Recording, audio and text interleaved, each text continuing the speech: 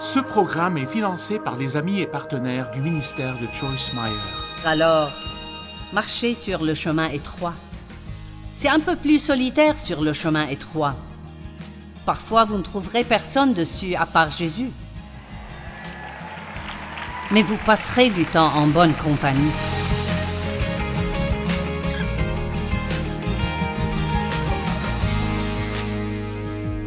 Une personne excellente dépasse les exigences. Elle fait toujours un effort supplémentaire. Elle va au-delà des attentes et fait toujours plus que ce qui suffit. Elle fait toujours un travail supérieur. John Maxwell a dit que l'un de ses objectifs dans chaque séminaire est de toujours faire plus que ce qu'on attend de lui. J'aime ça. Nous sommes appelés à marcher dans l'excellence. Nous savons que la chose la plus excellente est l'amour.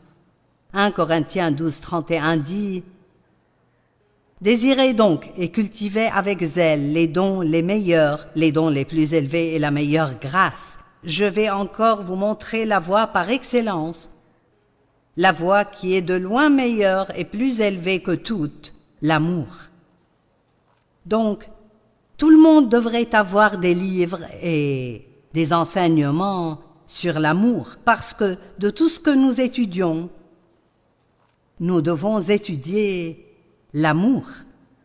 Nous devons regarder 1 Corinthiens 13, 1 à 8 et décortiquer ces mots et nous demander: suis-je patient?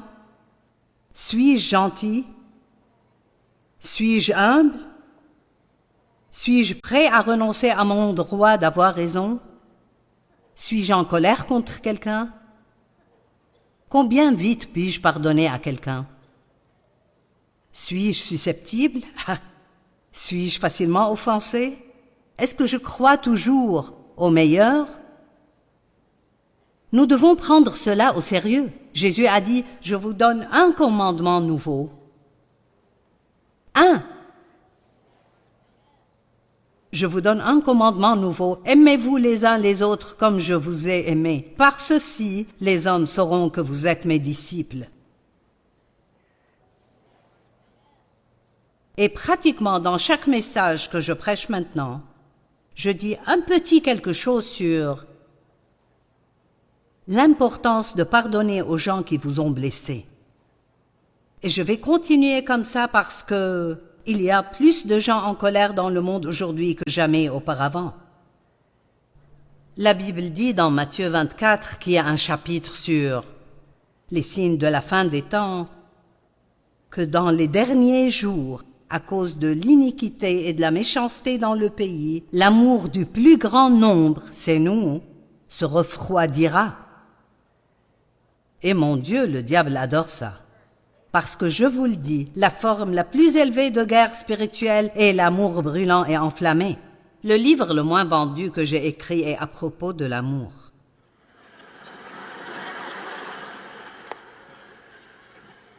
C'est pitoyable. Pourquoi les gens ne veulent pas un livre sur l'amour? Mais je parie que je pourrais en écrire un sur le succès et le vendre. Je veux dire, j'ai travaillé sur l'amour parce que je n'étais pas une personne très aimante. Et je l'étudie depuis longtemps. Et je vous le dis, je n'ai pas l'énergie d'être en colère. Vous dites, la personne qui m'a blessé ne mérite pas le pardon. Même si elle ne le mérite pas, vous méritez la paix. Amen. C'est un tel problème à l'échelle mondiale. Je ne veux accuser personne de quoi que ce soit, mais il y a une bonne possibilité et une bonne probabilité qu'il y ait plus de gens ici qui ont une sorte de manque de pardon dans leur cœur envers quelqu'un que d'autres qui n'en ont pas. Et nous devons arrêter ça. Parce que nous avons besoin de l'onction. Nous avons besoin que nos églises soient ointes et que nos dirigeants soient oints. Aujourd'hui, je pense que vous devez être oint pour entrer et sortir de l'épicerie sans vous rendre fou. Vous devez être oint pour élever des enfants. Amen. Qui est d'accord avec moi?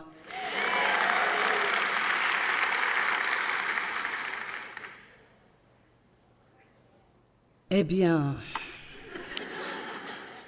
je ne vais pas prêcher toute la nuit à ce sujet. Mais s'il vous plaît, si vous êtes en colère contre quelqu'un, faites ce que dit la Bible, laissez tomber, lâchez prise et abandonnez. C'est comme ça que le dit la Bible, laissez tomber, lâchez prise et abandonnez. Vous n'avez pas le temps pour ça. Vous êtes les représentants de Christ. Il lance son appel au monde à travers vous. Faites la chose la plus excellente et aimez-les. Il faudra peut-être aimer certains à distance, mais aimez-les. Permettez-moi de dire ceci. L'amour, ce n'est pas avoir un sentiment chaleureux envers quelqu'un. C'est la façon dont vous traitez les gens. Ainsi, la Bible dit « Priez pour vos ennemis. Bénissez-les. » Et s'ils ont faim ou soif, donnez-leur à manger et à boire, donc aidez-les. Et vous pouvez faire tout cela sans éprouver aucun sentiment d'amour à leur égard. Mes parents étaient tous les deux violents, et à mesure qu'ils vieillissaient, Dieu m'a mis sur le cœur de faire mon devoir. C'est une partie de l'intégrité, juste faire son devoir. Oui, son devoir.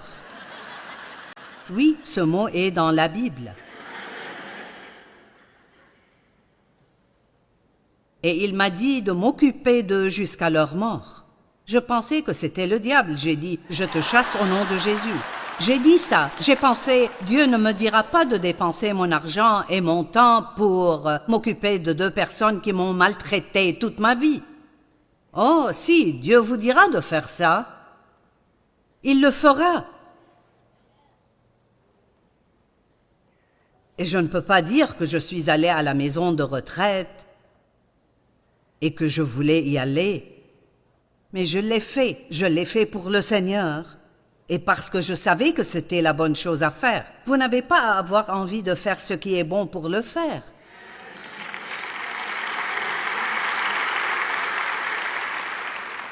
Et vous dites, eh bien Joyce, les aimais-tu? Je n'avais aucun sentiment chaleureux à leur égard, mais oui, je les aimais parce que je m'occupais d'eux. Je priais pour eux, je les bénissais, je répondais à leurs besoins.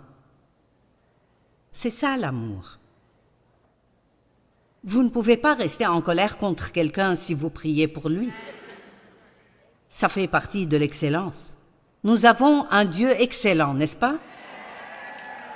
Il donne énormément, abondamment au-delà des attentes. Éphésiens 3:20, il donne abondamment, infiniment plus que tout ce que nous pourrions jamais oser espérer, demander ou penser. Plus qu'assez. Oh, nous aimons tous ce passage. Et si nous l'appliquions à nous-mêmes? Et nous commençons à faire énormément, abondamment, au-delà de nos attentes. Allez plus loin. Si quelqu'un vous oblige à faire 1 kilomètre, faites-en 2. D'accord, disons que vous travaillez de 8 à 5 heures. Et vous avez 1 heure pour déjeuner. Je vais vous dire ce qu'une excellente personne ferait. Une excellente personne arriverait à 7h55, pas à 8h. Et elle sortirait à 5h05, pas à 5h. Et elle prendrait 55 minutes pour le déjeuner au lieu d'1 heure et 15 minutes. Vous vous dites, eh bien pourquoi devrais-je arriver à 7h55? Car si vous arrivez à 7h55, vous n'êtes pas à votre poste de travail et vous ne travaillez pas à 8 heures. Le temps que vous preniez votre café et que vous parliez à tous vos amis, il sera probablement 8h30. Et vous n'aimerez pas quand je dis ça, mais vous savez quoi? C'est du vol. Je dois faire attention, vous ne me laisserez plus revenir.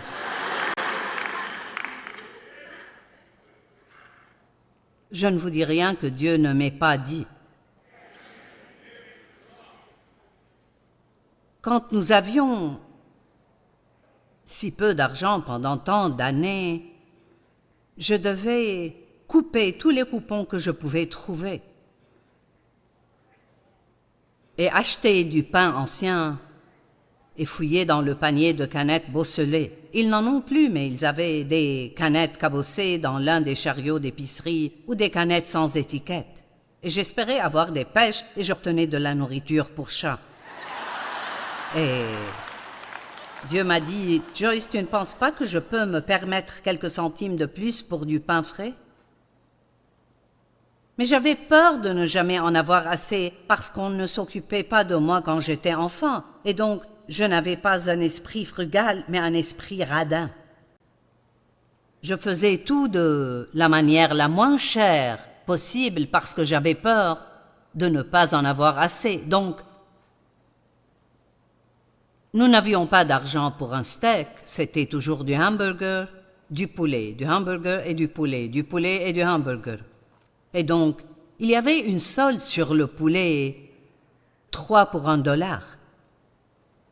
Et il y avait des petits caractères sur le coupon qui disaient « limite de 3 par client, s'il vous plaît » ou « 3 par famille, s'il vous plaît ». Nous n'aimons pas les petits caractères. Et un jour, j'ai vu ça, et je n'ai pas voulu 3 poulets, j'en ai voulu 12. Et donc, j'ai emmené 2 de mes enfants avec moi. Et nous avons tous pris 3 poulets, et j'ai fait comme si je ne les connaissais pas.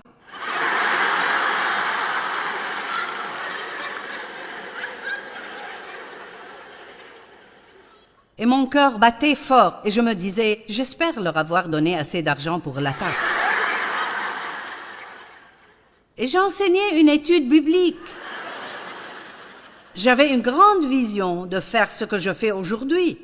Allez, vous avez une vision de faire quelque chose de grand, mais en ce moment, vous êtes à l'école du Saint-Esprit. Allez. Vous n'avez pas l'air aussi heureux que je le souhaiterais.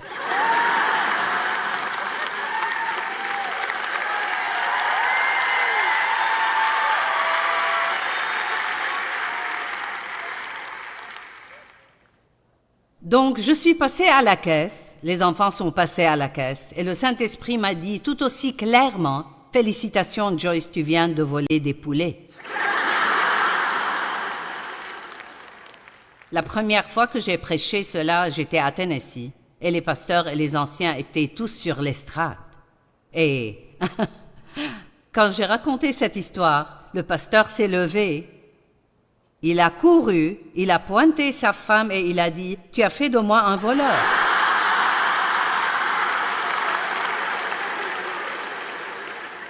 Il a dit « Et ce n'était pas des poulets, c'était du papier toilette et c'était pour l'église. »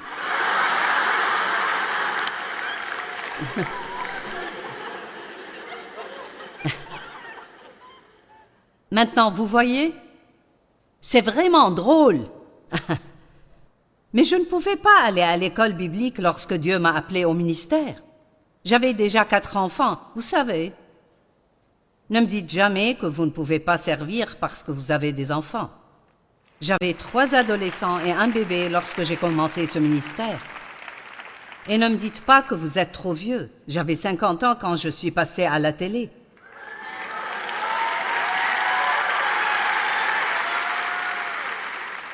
Vous voulez savoir depuis quand je fais ceci pour savoir quel âge j'ai? Je ne vais pas vous le dire.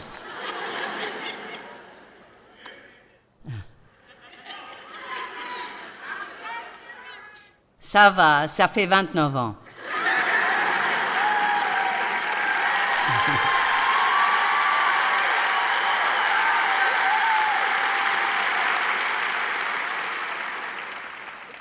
Je n'ai pas l'impression d'être si vieille parce que je ne pense pas d'une façon vieille.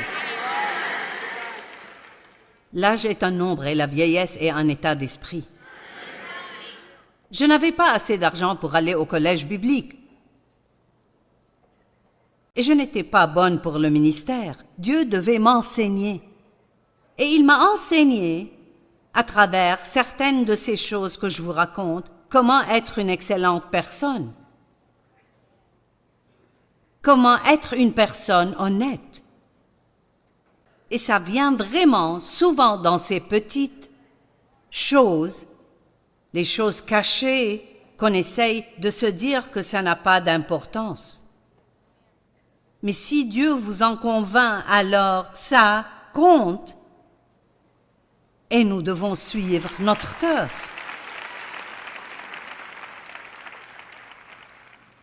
Il y a un homme dans la Bible qui était vraiment excellent et il est le meilleur exemple. C'était Daniel. Daniel prit la ferme décision de ne pas se souiller en consommant les plats servis à la table du roi. Il demanda alors au chef des eunuques de ne pas l'obliger à se souiller. Il avait été emmené à la cour du roi et avait été formé pour y servir. Mais il était un garçon juif qui avait déclaré devant Dieu qu'il ne mangerait que certaines choses et pas cette nourriture raffinée. Et il a pris un grand risque lorsqu'il est allé demander la permission de respecter sa promesse envers Dieu au lieu de faire ce que le roi voulait qu'il fasse. Mais Dieu lui a accordé la faveur. Si vous faites ce que Dieu vous dit de faire, Dieu vous accordera sa faveur. Il vous ouvrira des portes que personne d'autre ne peut ouvrir. Et Daniel n'a cessé d'être promu. Je n'ai pas le temps de vous raconter toute l'histoire, mais il est écrit que parce que Daniel avait un esprit excellent, Dieu lui a donné la capacité de résoudre des énigmes et d'interpréter les rêves et toutes sortes de choses surnaturelles que nous aimerions avoir. Mais cela commence par dire parce qu'il avait un esprit excellent.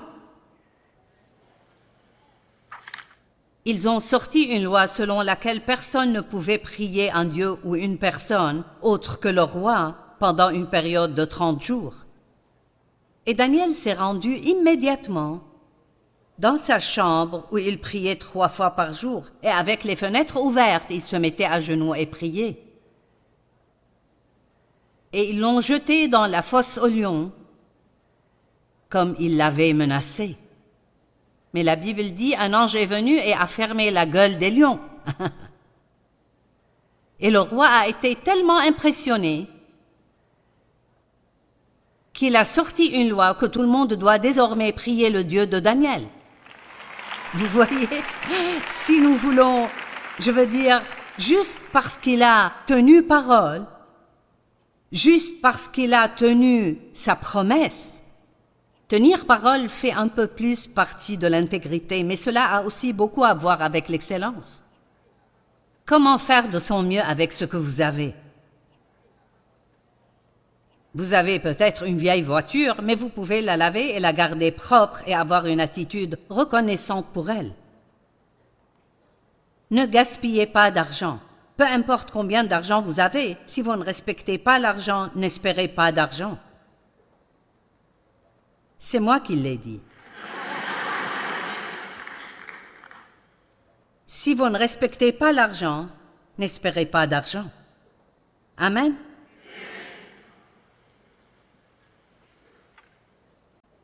Y a-t-il quelqu'un ici qui pourrait faire un peu plus en termes d'excellence?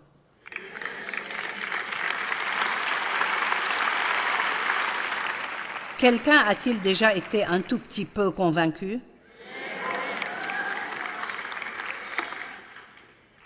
L'un de mes objectifs est que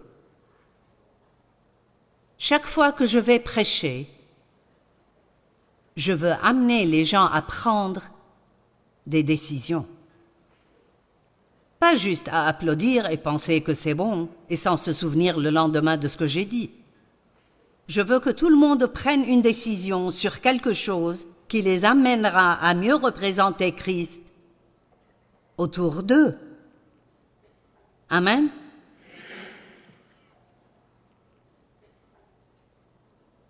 Et je sais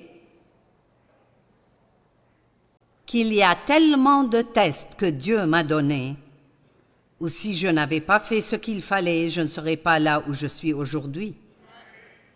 Et ce n'était même pas de grandes choses spirituelles. Nous rendions visite.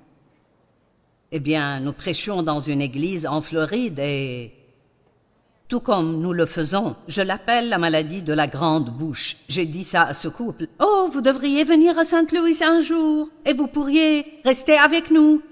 Et nous verrons l'arche et nous vous emmènerons ici, là-bas et blablabla. » Eh bien, 2 mois plus tard, ils ont dit « Nous sommes prêts à venir. » Et j'ai dit « Venir où ?» Et ils ont dit « Tu nous as invités à venir à Saint-Louis. » Et j'ai pensé « Oh non !» Je me suis dit « Qu'est-ce que je vais faire? Je ne veux pas qu'ils viennent à Saint-Louis, je n'ai pas le temps. »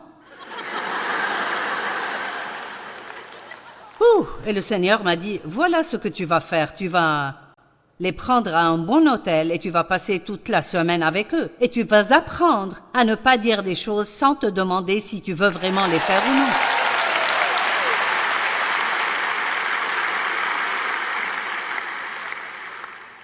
Parfois, nous devons apprendre à nos dépens. Et ces leçons ont été si importantes dans ma vie. Je pourrais vous dire des histoires dont je sais qu'elles étaient des tests que je devais réussir. Sinon, je n'aurais pas été là aujourd'hui. Je vous en supplie ce soir. Paul a dit « Je vous en supplie ». Suivez votre cœur et faites ce que vous savez être juste. Pas ce que vous ressentez. Ne faites pas ce que tout le monde fait. Vous voyez, c'est notre excuse. Tout le monde le fait. Vous n'êtes pas tout le monde. Dieu me l'a dit une fois. Tu m'as demandé beaucoup de choses. Tu les veux ou non?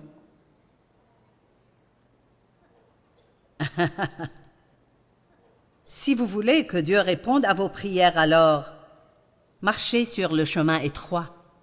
C'est un peu plus solitaire sur le chemin étroit. Parfois, vous ne trouverez personne dessus à part Jésus. Mais vous passerez du temps